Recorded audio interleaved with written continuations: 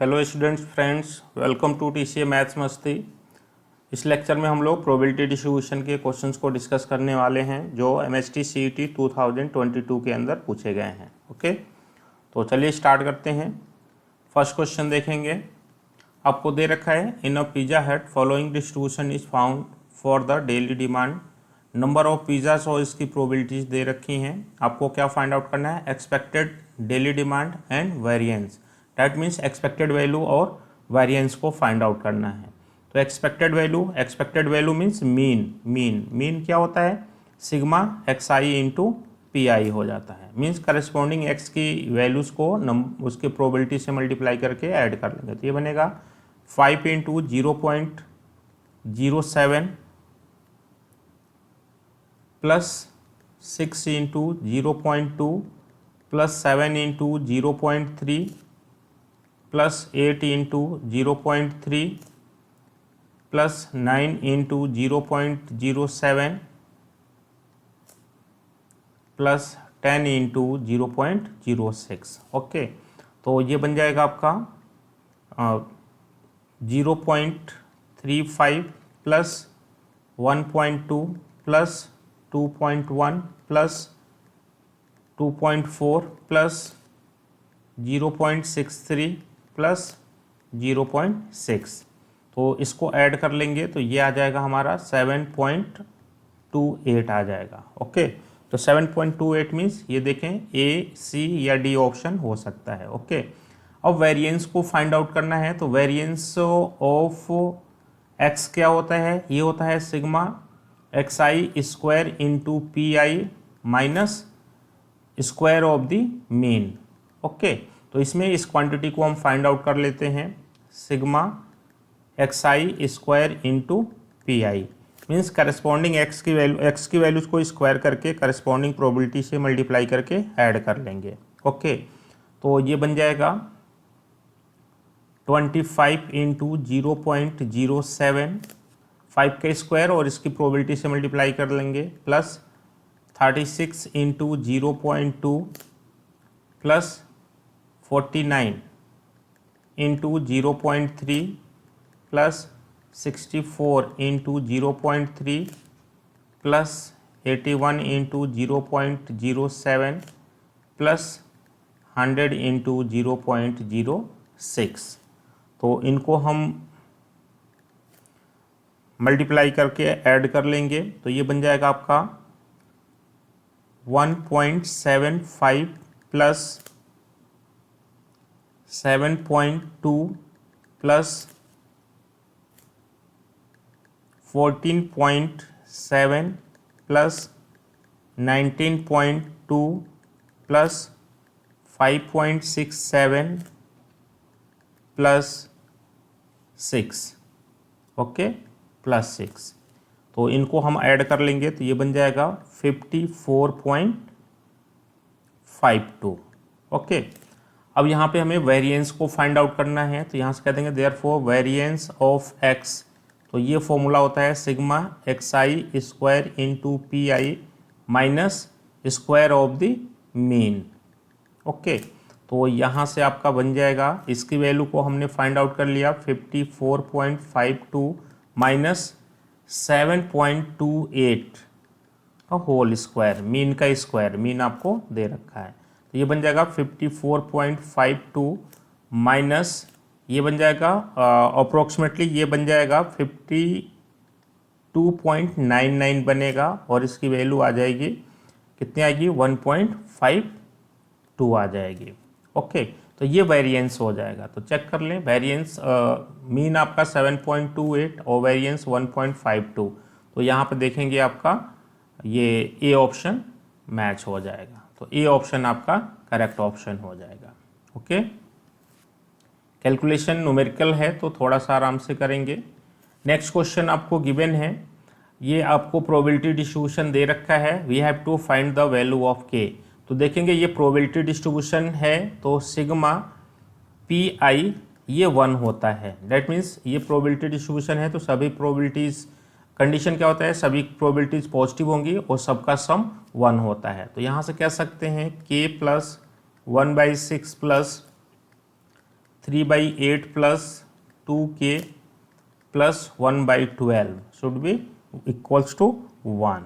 Okay, तो यहाँ से हम कह सकते हैं k की वैल्यू चाहिए, k प्लस के 3k इक्वल टू हो जाएगा ये इनमें एलसीएम ले लिया जाए तो एलसीएम आपका बन जाएगा 6, 8 एंड 12।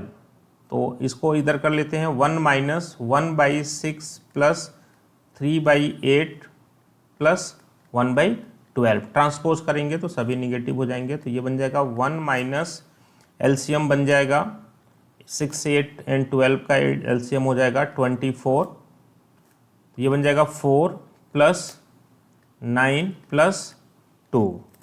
ओके, तो ये बन जाएगा 24 माइनस 15 अपॉन 24।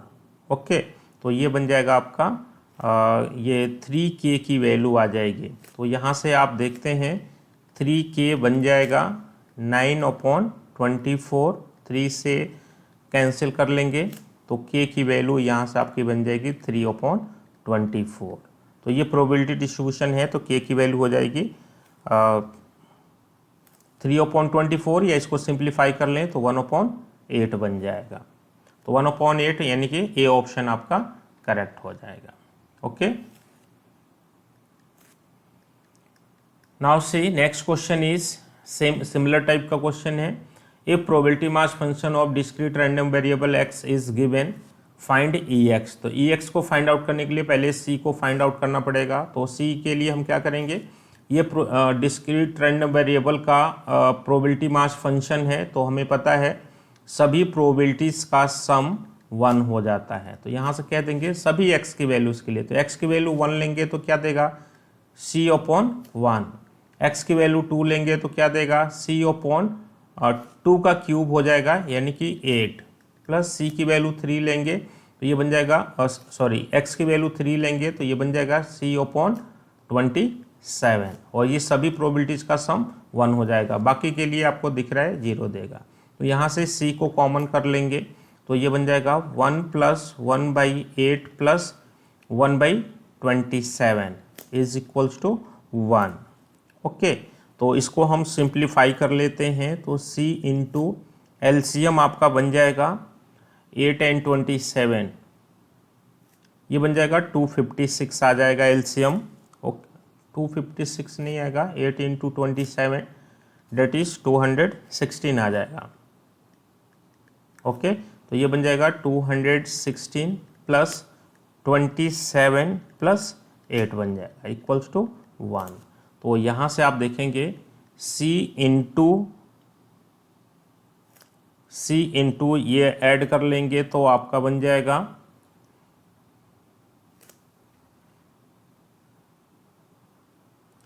13 प्लस ये 8, 15, 15, 21।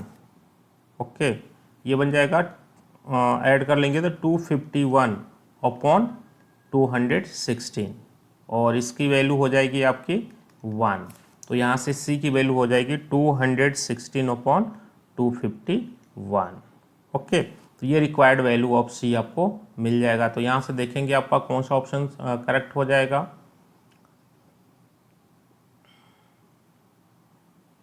ये c की वैल्यू आ गई, अभी आपको क्या करना था, यहीं से मैं सॉल्व करता हूँ। ये c की वैल्यू आ गई, c की वैल्यू आ जाएगी 251 अपॉन 216 इक्वल्स टू 1। तो c की वैल्यू आ गई आपको 216 अपॉन 251। अब हमें मीन को फाइंड आउट करना था, एक्चुअल में हमें मीन को फाइंड आउट करना था। तो मीन के लिए हम क्या करेंगे, मीन की वैल्यू हो जाती है, यहाँ से कहेंगे मीन की वैल्यू हो जाती है सिग्मा xi इंटू पी आई। तो ये देखेंगे क्या बनेगा, इस x की वैल्यूज़ को करस्पॉन्डिंग प्रोबेबिलिटी के साथ मल्टीप्लाई करके ऐड कर लेंगे। ओके, तो यहाँ से बन जाएगा 1 इंटू 1 की प्रोबेबिलिटी, तो 1 की प्रोबेबिलिटी हो जाएगी c हो जाएगी, प्लस 2 इंटू 2 के लिए प्रोबेबिलिटी c अपॉन 8 हो जाएगा। Okay, plus 3 into c upon 27 बन जाएगा। तो यहाँ से जब हम c को कॉमन कर लेंगे तो ये बनेगा 1 plus 1/4 plus 1/9।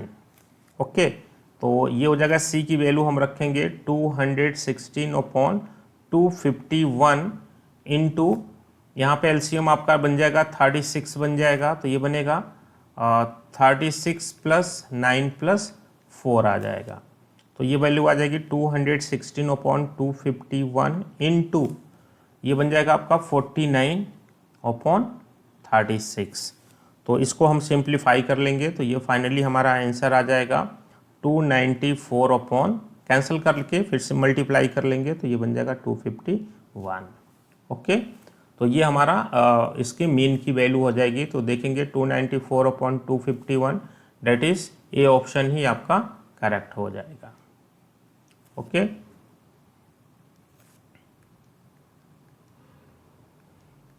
Now see probability mass function of random variable x आपको गिवन है। Probability of x equal to x is 1/10 when x for x equal to 1 to 10, मतलब x की वैल्यू 1 लेंगे तो प्रोबेबिलिटी 1/10, 2 के लिए भी 1/10 है, otherwise 0। Then we have to find variance of x। Okay, तो वेरिएंस के लिए सबसे पहले हमें मीन चाहिए, तो मीन को हम फाइंड आउट करते हैं। मीन क्या होता है? सिग्मा xi इंटू पी आई। तो x की वैल्यूज़ को करस्पॉन्डिंग प्रोबेबिलिटी के साथ मल्टीप्लाई करके ऐड कर लेना है। तो ये बनेगा 1 into 1/10 plus 2 into 1/10 plus 3 into 1/10, और ऐसे ये चलता जाएगा 10 इंटू 1/10। तो 1/10 को हम एलसीएम ले लेंगे तो ये फर्स्ट 10 नेचुरल नंबर्स का सम हो जाएगा, और फर्स्ट 10 नेचुरल नंबर्स का सम कितना होता है? 55 हो जाएगा। तो ये आपको दे देगा 5.5 या 11/2 कह सकते हैं। ठीक है, फ्रैक्शन के फॉर्म में है तो फ्रैक्शन के फॉर्म में ही हम रख सकते हैं।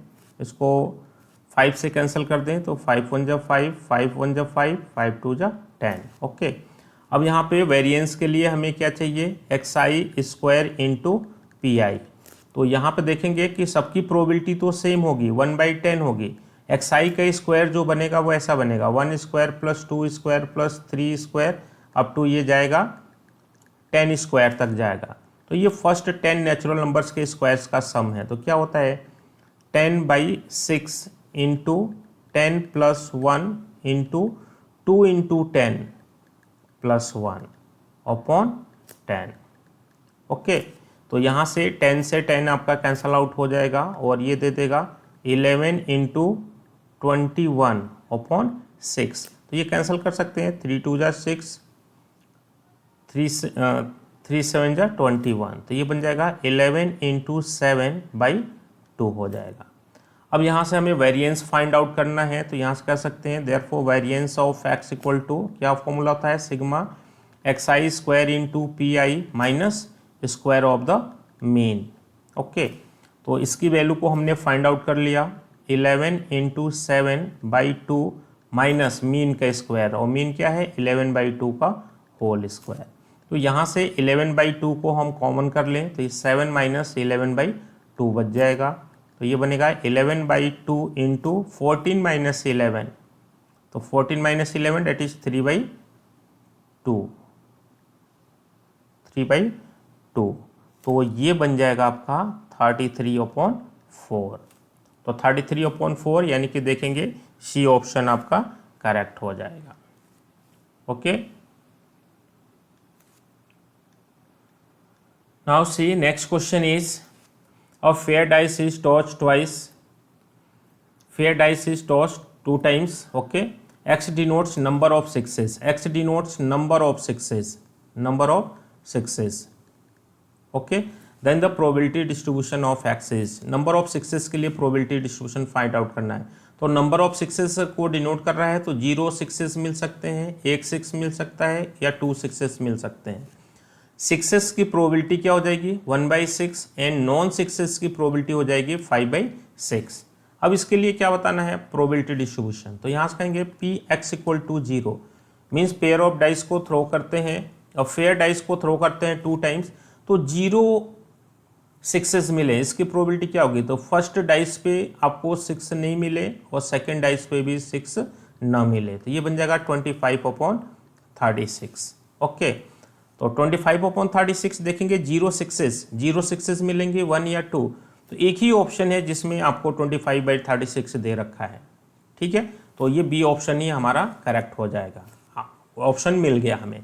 या अब फाइंड आउट कर सकते हैं 1/6 मिल जाए, तो 1/6 कैसे मिलेगा? देखो, फर्स्ट डाइस पे 6 आ जाए, सेकंड पे अदर देन 6 आ जाए, या यहाँ पे अदर देन 6 आ जाए यहाँ पे, तो ये 2 टाइम्स से ऐसे हो सकता है कि फर्स्ट डाइस पे 6 ना आए, सेकंड डाइस पे 6 आ जाए, या ऐसा हो जाएगा कि फर्स्ट डाइस पे 6 आ गया, सेकंड पे 6 नहीं आता है। ओके, तो ये बन जाएगा 10/36 हो जाएगा। 10/36 को बोल सकते हैं 5/18, 2 से कैंसिल आउट कर देंगे।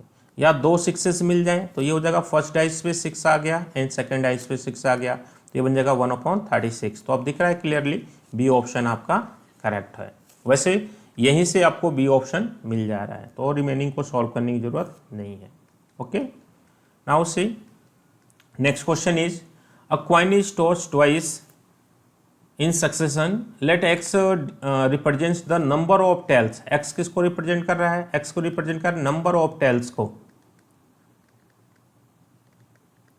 नंबर ऑफ टेल्स को रिप्रेजेंट कर रहा है। तो नंबर ऑफ टेल्स 0 हो सकते हैं, 1 हो सकते हैं, या 2 हो सकते हैं, बिकॉज 2 टाइम्स आपको थ्रो किया जा रहा है। तो नंबर ऑफ टेल्स के लिए प्रोबेबिलिटी डिस्ट्रीब्यूशन बताना है।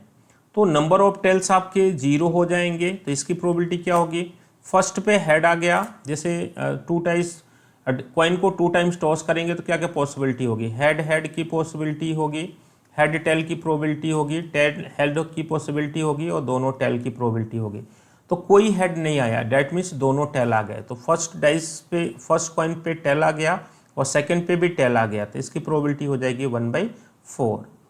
ठीक है, अगेन एक टेल आया, तो एक टेल किस केस में आएगा? इस केस में आ सकता है, इस केस में। तो फेवरेबल केस हमारे क्या हो जाएंगे? अब फर्स्ट केस में जैसे यहाँ पर हेड आ गया, यहाँ पर टेल आ गया, तो फेवरेबल केस ऐसे कह दो, 2 केस बनेंगे और टोटल केस हमारे 4 हैं, तो इसकी प्रोबेबिलिटी हो जाएगी 1/2 हो जाएगी। ओके, तो यहीं से आप देख लें, 0 टेल के लिए पॉसिबिलिटी, 0 टेल के लिए पॉसिबिलिटी, 0 टेल के लिए दोनों हेड आ जाते हैं, दोनों हेड आ जाते हैं। ओके, तो 1/4 बनेगा, और 1 टेल आता है, 1 टेल आता है, तो इसकी प्रोबेबिलिटी क्या हो जाएगी? 1/2। तो ये दिख रहा है आपको ए ऑप्शन मैच हो रहा है, बाकी किसी में 1/2 नहीं है, तो ए ऑप्शन आपका करेक्ट हो जाएगा। या आप फाइंड भी आउट कर सकते हो, दोनों टेल आ जाएं तो फर्स्ट टेल की प्रोबेबिलिटी 1/2, सेकंड टेल की प्रोबेबिलिटी 1/2, डेट इज 1/4। तो ए ऑप्शन आपका करेक्टली मैच हो रहा है। Okay, now see next question is 2 cards are drawn successively with replacement from well shuffled pack of 52 cards, then mean of number of kings is equal to mean of number of kings।